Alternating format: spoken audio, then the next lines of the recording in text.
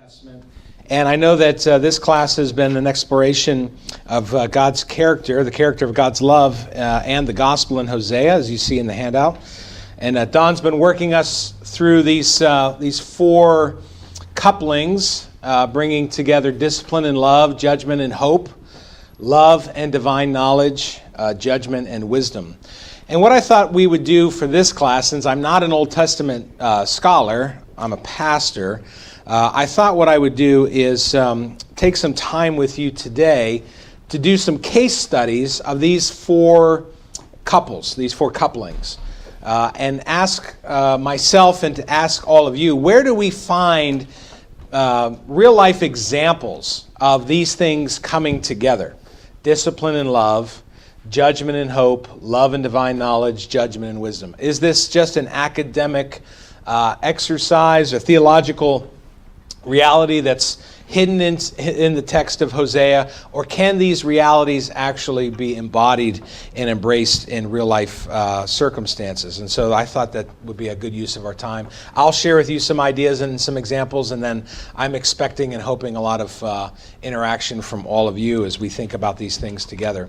But the first thing that we should consider, it seemed to me, I don't know if Don has talked to you about this or not, if you've explored the relative, shall we say, harmony that is, or dissonance that is experienced between these couplings, between these categories within each item here.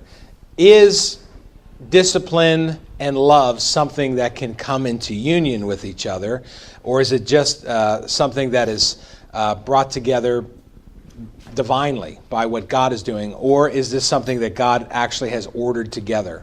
And so it brought to mind the discussion about antinomies by Jim Packer. How many of you are familiar with J.I. Packer? Is that a name that's familiar to you? Wrote a number of books. I think he's still alive. He's in his mid-80s. And I got a chance to actually see him a couple years ago. He was at Trinity. He wrote a book called Evangelism and the Sovereignty of God. And one of the things that he raises in that book is that perhaps those two ideas, evangelism and the sovereignty of God, are somehow mutually exclusive to each other. If God is sovereign, then who cares about evangelism, right? God will take care of it.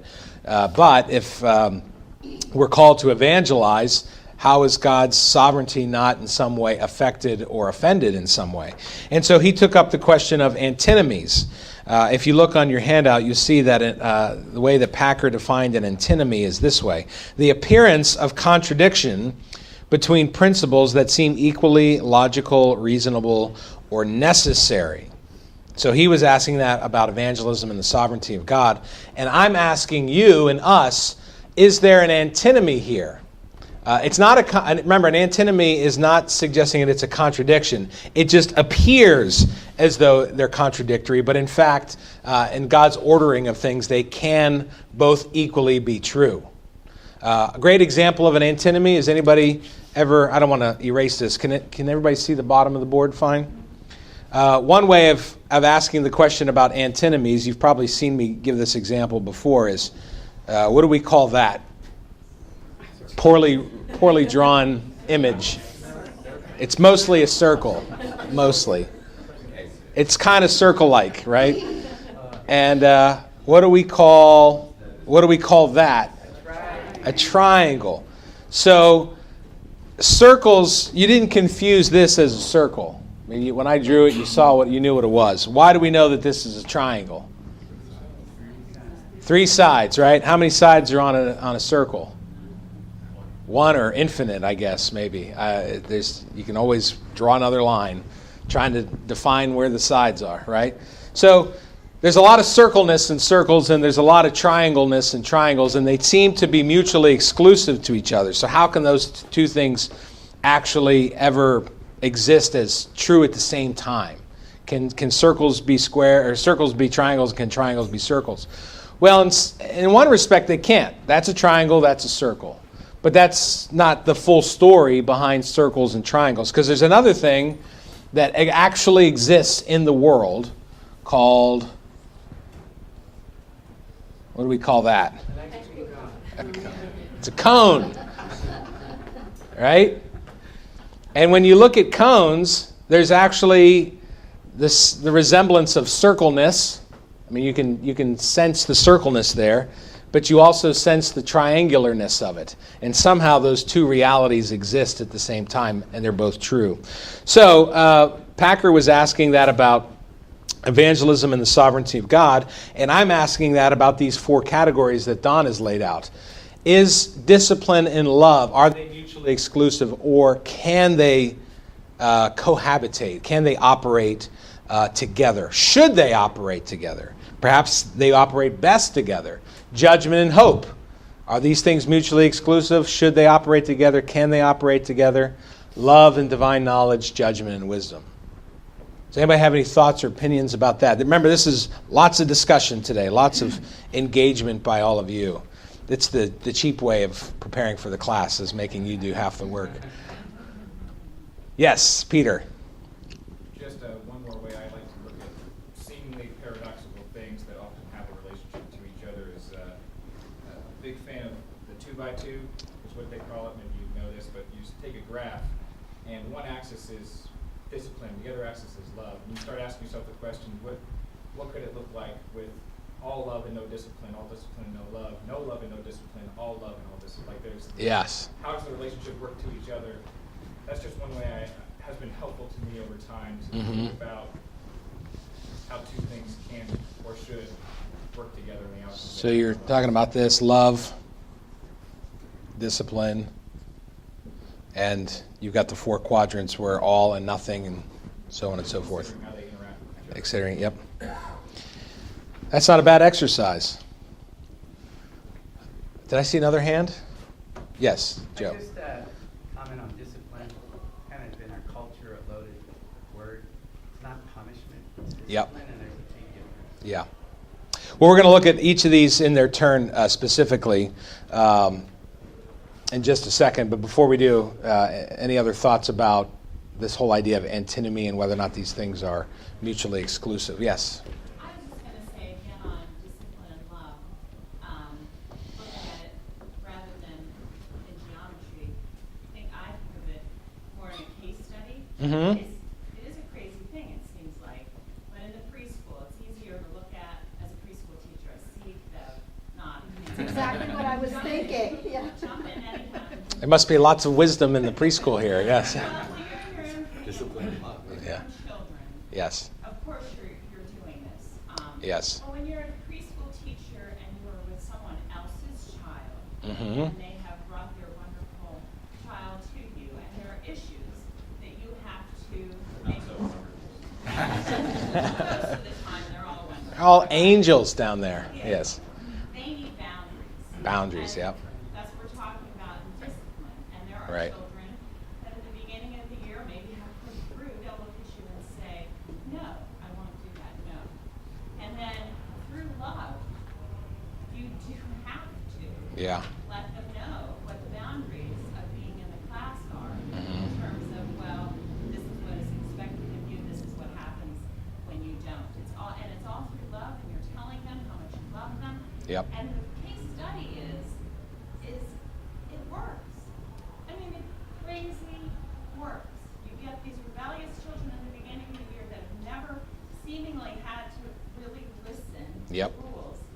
And you tell them about love, Jesus' love, your love for them, and the boundaries. And at the Mhm. end of the year, they love you and they're listening. Yeah, I think it would be fair to say that love is a bounded love. Sort of a unbounded love begins to bleed into other things, and it's not love anymore. Love without discipline is not love. Yeah, You know, that's what the Lord teaches us. right. I think any mature adult understands that love without discipline is not love. Yes, we're going to explore all that very specifically in just a second. Go ahead, Mark. Discipline is also an investment. Uh-huh. Discipline is not just slapping somebody on the wrist or basically policy. But discipline is taking the time to invest in the correction and development of the person. Right. I look at it, in the times that I'm working with the cadets or apprentices, specifically with apprentices, because I usually that's all that I'm working about. But with apprentices, there are some that you see something in them, they may be completely messed up, but you see something in them that says they're teachable. Yep. And so in those cases, I'll invest the time to try to correct something that they're doing that may not help their career, as opposed to one that you don't see that potential, and you don't see it, you see them not being somebody who's teachable. Yep. You don't invest that time. You just say, hey, they'll go on their own way. Yeah. So you send them through the rat line again, and you say, "I love you. That's why I'm sending you through this." Yeah. The ones that I'll spend the time with as far as the Yeah. the ones that there's a value to that investment. You know, to love someone and to discipline is to say they're worthy of that investment. Right. It's not just, oh, you know, this person did wrong, let's just get rid of them. Right. Whatever the policy is. Right. Yeah, if you were with us at the first of the year when Mark was gracious enough to fill the pulpit after the holidays, he was sharing about his time in basic training and had to go through I think they called it the rat line. Is that what you call it? Yeah, the cadets rat line. And so now he gets a chance in love to send others through the rat line. So, well, let's look at all four of these this quadrant here, and these case studies for these four couplings, and we've been talking a lot about love and discipline. Don has been referring quite a bit to Hosea 2:13 just for reference, and as a refresher, we remember that that text says, "And I will punish her for the feast days of the Baals." Obviously, the Lord is talking about Israel here. "I will punish her for the feast day of the Baals, when she burned offerings to them and adorned herself with her ring and jewelry, and went after her lovers and forgot me, declares the Lord." And so the Lord is going to discipline Israel, and he's bringing together this reality of discipline and love. He's doing it because he loves, and it's not punishment, as Joe said. We need to make a distinction between punishment and discipline. So the first case study I thought about where we see this with regularity, or perhaps should see this with regularity, is in raising children. I know that that's been my experience. We've talked about this already. We've made reference to it here in the class. And kids that don't have any discipline, there aren't any boundaries that are offered to them. I think that you'll see, it's been my observation, and I think it would be your observation too, is they're not happy kids. They aren't happy. Kids want boundaries. They don't realize that they want it. They probably don't want it in the sense of, oh, you know what I would really like to go for right now is some boundaries. But their flourishing, their fullness of who they need to be, or who God has called them to be as young people being raised, require boundaries in order for their full flourishing to be manifest. I heard it described this way one time. What is the difference between the wilderness and the garden? What is the difference between that? And the answer that was offered when that statement was made was a fence. The difference between a wilderness and a garden is a fence, a boundary, some kind of space that is bounded off so that the flourishing of the garden can happen, as opposed to the wild growth that's all outside. It needs to be ordered. It needs to be tended. You want to plant rows. You want your beans to go here and your carrots to go here and your whatever to go here. There's a lot of order and beauty in wilderness too, but it's not the same thing as a garden. I'm not saying that wilderness is bad and gardens are good, but they're different. And the thing that makes them different is that fence. The fence is a boundary that allows for the flourishing of the garden. And children need boundaries. I've seen this before. I've never at Beverly Heights Church, never.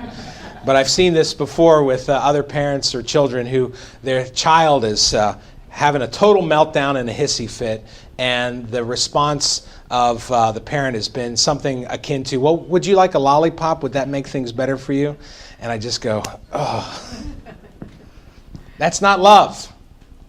That's not bringing about the full flourishing of that child. They need boundaries in order to love them and to see them become who they're supposed to be. Because I believe in a biblical anthropology. By that, I mean, I believe that the Bible tells us what it means to be human, and the way that the Bible describes what it means to be human is to be sinners. That's the biblical anthropology. And it's not like you grow up to become a sinner. We're sinners by birth. Some of you may not have been here when my eldest daughter, Hannah, was baptized. We baptized Hannah and Nathan. They were a little bit older than infants, and there's a whole set of circumstances behind all that. But Hannah was about 3 years old when she was baptized, and we brought her up to be baptized, and she was in my arms, and she had a complete meltdown. Does anybody remember this? Were they here when that happened? Do you remember that? She had a complete meltdown. And my mother was in the congregation, and she was craning to get out of my arms and to get to Grandma, because she knew that Grandma would kind of allow a certain behavior to be tolerated, and I would not. So I'm facing the congregation. I turn, and I face the choir, and I give her a little whoosh. And the choir sees it. Hannah realized what had happened. And I had an opportunity then to turn around to the congregation and say, this is why we believe in original sin. This is empirical evidence of that. So, children are sinners. And they need to have that sin driven from them. Boundaries is a great way to do that in order that they might be loved. And then in that love, have the full flowering and flourishing of who they're called to be. This is also a reality in church discipline.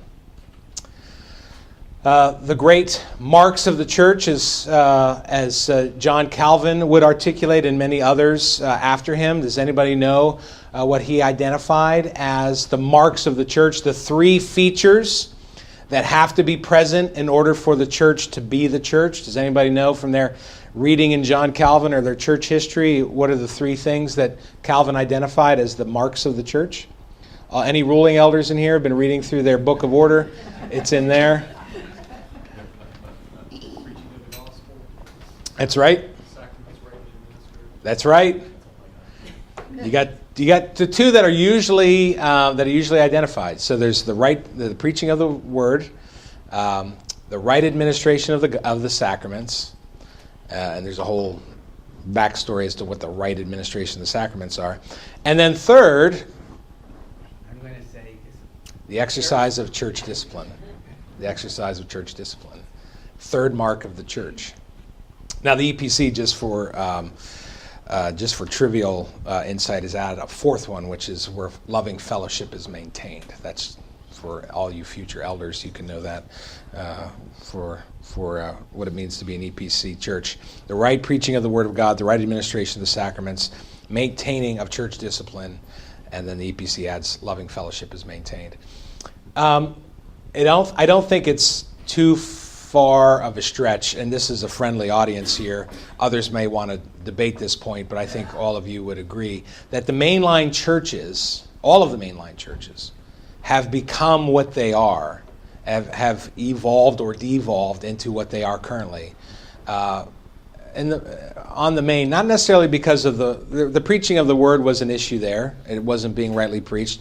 Perhaps there was sacramental problems, but on the main, I think that the mainline churches have become what they are today because there was not the maintenance of church discipline. When things were being done that needed to be called into account, that needed to be said, well, this is not sound biblical doctrine, this is not good practice, we need to adjust things here, we need to get back onto the main road here. It's very hard to do discipline. It's very, very hard to do church discipline. Why? Why is it so hard to do church discipline? In my experience, it's because we have a particular view about what grace means.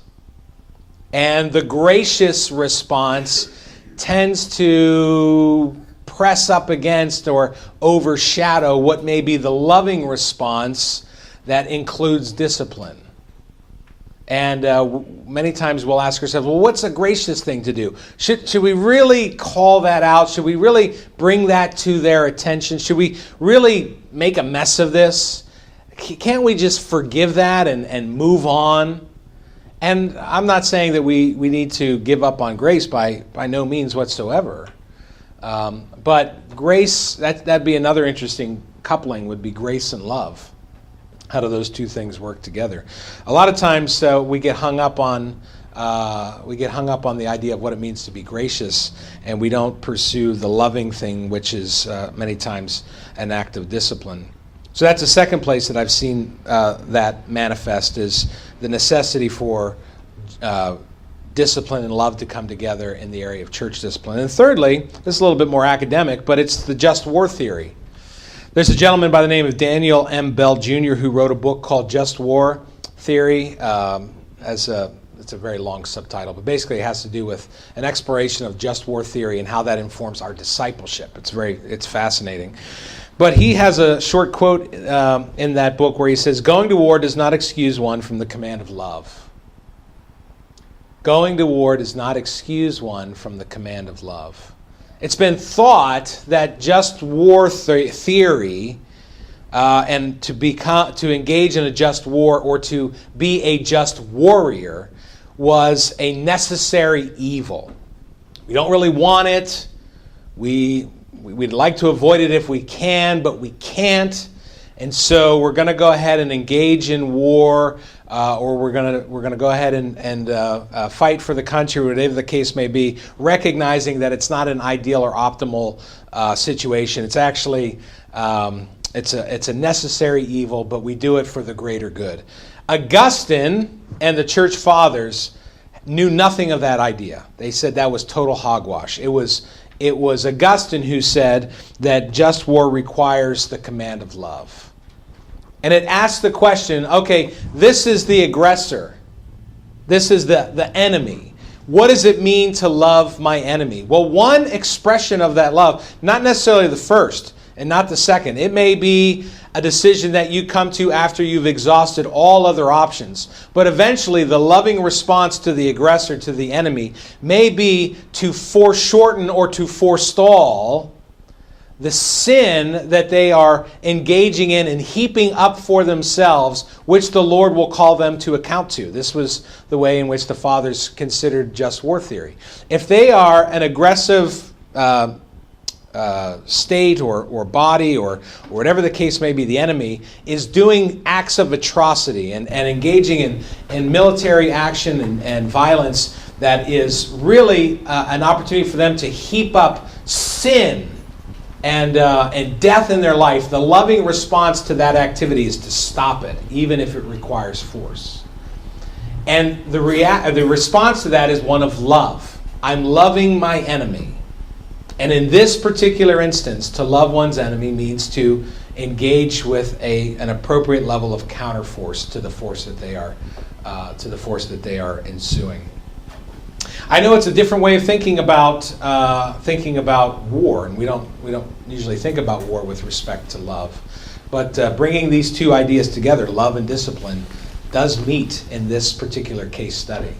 Anybody have any thoughts about that in particular, or this specific unit here of love and discipline? Go ahead, Mark. What's relevant right now is we hear talk about war crimes and possibly pardoning those who are accused of or that convicted of. And the ethical question that many face are, do we permit these kind of things? Yep. Or do we hold ourselves to a higher standard? Right. Even though we fight a brutal enemy, Right. do we ourselves not engage in brutality because it's not who we are? Right. Even as we fight them. Not only is it not who we are, but it's not actually loving them. It might be very efficient, for example, to send the Moab bomb, right? The mother of all bombs I think we have in our arsenal, that giant thing that'll blow up a block, or a city. Could be very efficient to just send that thing out. But the kind of collateral effect that would have on bystanders or people who are not engaged in the war could be devastating. It might save a lot of our troops' lives, but at the cost of the enemies, not only the enemies, but the surrounding community around that. So a just war theory and the act of love might suggest that while it's more efficient to just throw a bunch of bombs, maybe we need to send troops in there so that we're being a little bit more selective in the engagement that we're having, so that we are seeking out the best of those who we're engaged with in conflict. So it's a very delicate and difficult kind of thing, but to bring love and discipline together requires us to think in those categories. Yes, Bob? It's also, I think, important that the one doing the discipline and the one who is disciplined knows of this unity between discipline and love. Mm-hmm. I remember back when we were raising kids, Dobson came out with a book called Dare to Discipline. Yep. And he was writing at a time when he was trying to respond to Spock. And the Yeah. idea that you really didn't discipline your kids. But part of what he said was, after you've hit your son on the head with a ball peen hammer 2 or 3 times, when he's sassed his mother, you're supposed to go to him and tell him why you did that. Yep. That you really are doing it because you love him. Yep. And that it's important that he learn now. And so if you don't link them Yep. positively while it's happening, Yep. then it can be missed. Right. I give my wife all the credit for this, but she established this as our practice in our home whenever we would discipline our kids. Discipline was not over. The act of discipline was not over until they came to us. They explained to us what was the problem, what happened, why did you get in trouble, do you understand why you were punished? And then there was the need to seek forgiveness. There was repentance on their part. We would offer forgiveness. And then as the parent or the discipliner, we'd always tell our child we love them. And so discipline didn't stop until that whole process happened. Now, I understand when you're in Kohl's and you're trying to just get in and get out, that's a very inconvenient time to have to do all that. But that's what love requires. That's the dictates of love. You just stop everything, you go into the bathroom, you go through the whole cycle, and they know just because we're in Kohl's doesn't mean that anything changes. This is life in our house. Go ahead, Pete. What you're saying, just the way it summarizes in my mind is that there is a trajectory, there's a telos to the discipline.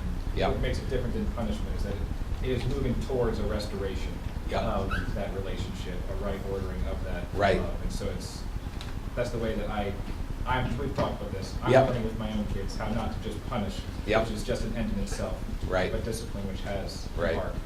Same with just war theory. It's not enough just to defeat the enemy. It's to see them restored to the common good and to what it means to try to live well within their community, within the world, perhaps. It's very, very costly to do that, but that's what the dictates and the demands of love require. Go ahead, Joe. This has to do with the category or the case study of church discipline. I'm reminded of the passage that we've heard often from John, which is speak the truth in love. Yeah. And the balance of truth and love. When you're Mhm. communicating something that is hard for a person to hear, Yep. and you're trying to make a corrective or at least bring it to someone's attention. Right, because you love them. Yeah. Okay, let's move on to judgment and hope.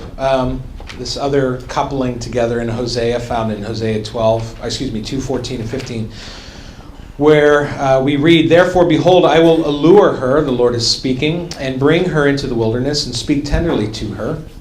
And there I will give her vineyards and make the valley of Achor a door of hope.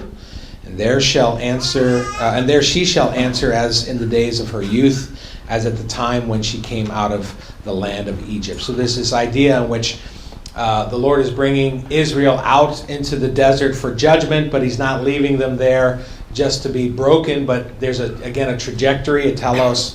There's a hope in terms of where they're going. And as I was thinking about this coming together of judgment and hope, what were some case studies that came to mind for me? One was entrepreneurship. I was kind of hoping HB would be here because I think this is something that he would be able to speak eloquently to. But we have any other entrepreneurs in the audience here today, or self-described entrepreneurs? That's not me, I know that.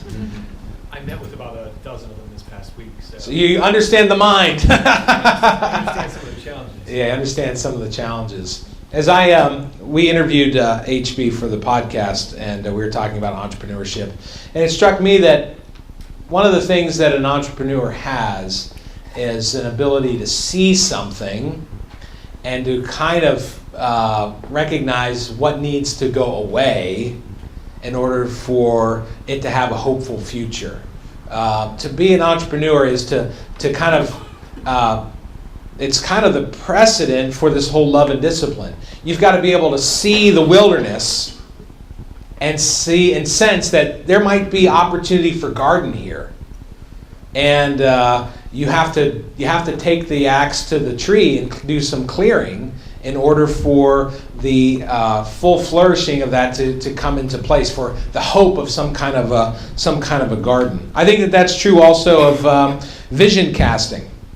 George Barna writes, "Vision is a picture held in your mind's eye of the way things could or should be in the days ahead." You have to make a judgment call about things. You have to make a decision about things. You have to have an idea of what could be, and then you've got to have the hope that can lead to that realization.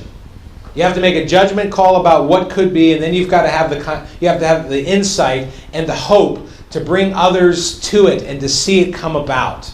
I think that's true of entrepreneurship. I think that's true of vision casting. I've seen that to be the case also in team management. It's a little bit like discipline, dealing with a team to say, look, this is not where we want to go. This needs to be corrected, but if we correct it, this is what could be. This is where we might be able to go. If we're working together and everybody's pulling in the harness in the same direction. Does anybody else have any case studies or thoughts about where these two things of judgment and hope might come together?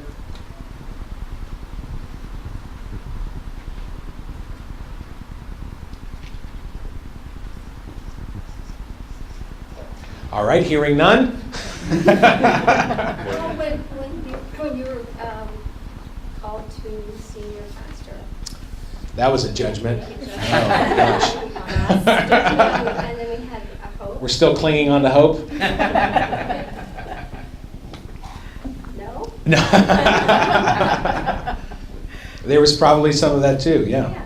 Judgments had to be made about who would be a good candidate for that, in the hope that the right person would be there. Yep. That's a good example. We'll spin it positively. Love and knowledge. Hosea chapter 3, verses 1 through 3. "And the Lord said to me, Go again, love a woman who is loved by another man, and is an adulteress, even as the Lord loves the children of Israel.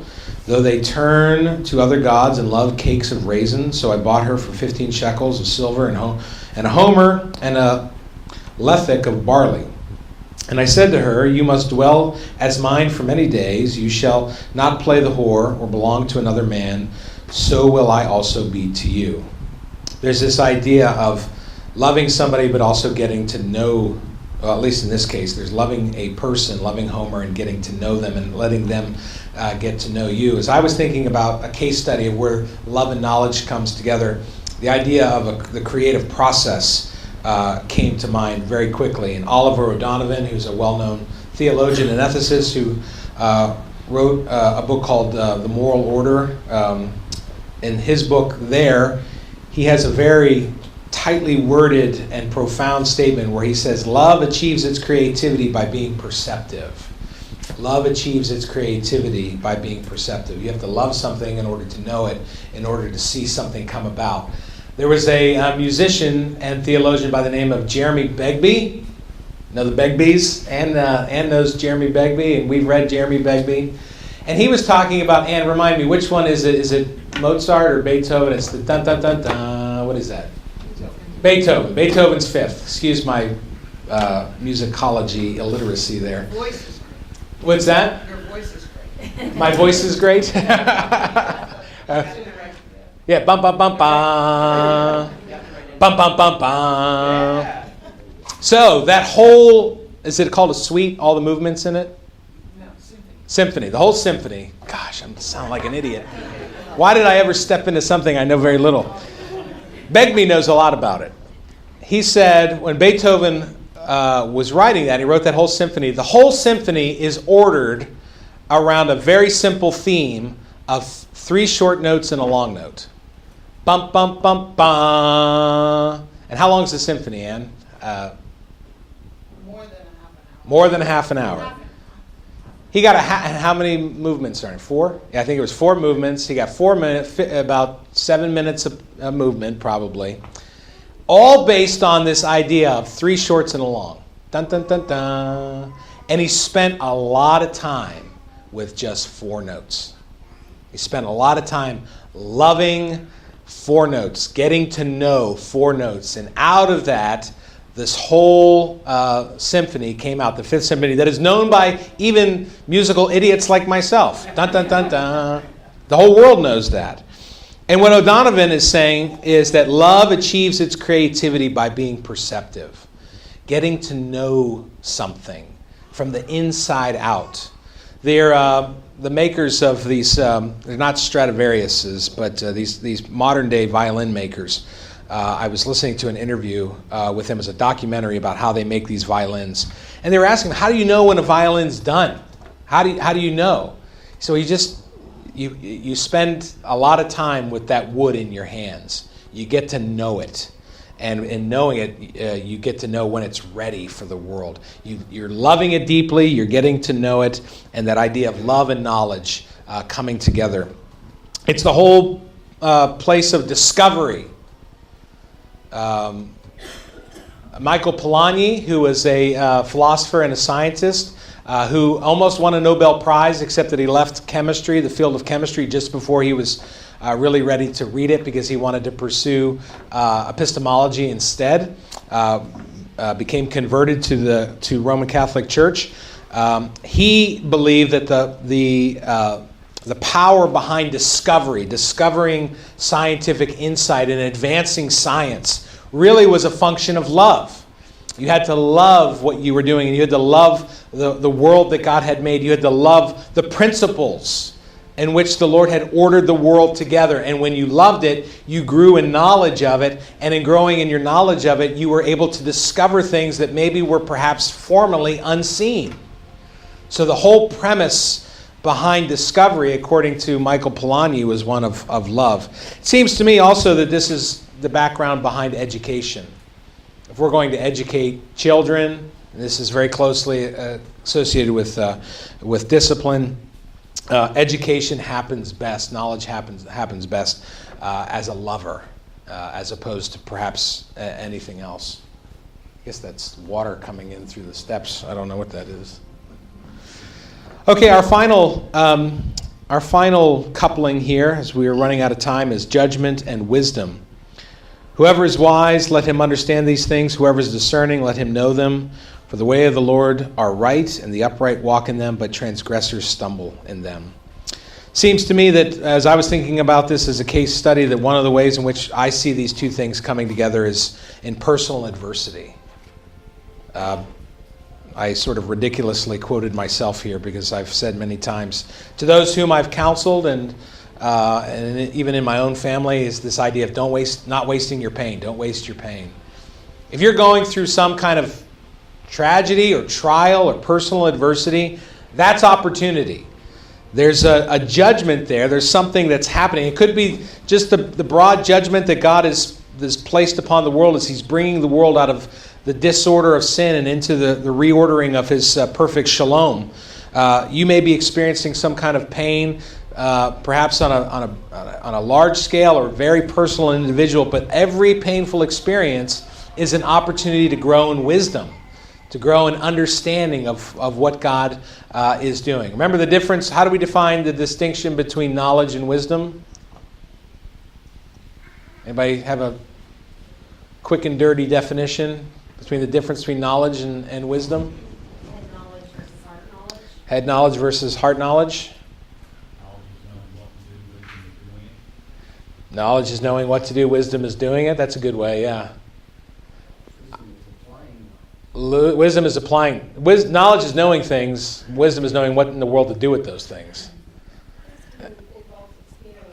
Experience, yeah. And so you're going from beyond knowledge to wisdom. And wisdom is brought to us through judgment, through experiences like personal adversity, which are really opportunities to grow, to know, to learn, to become something. It's the way in which virtue is developed.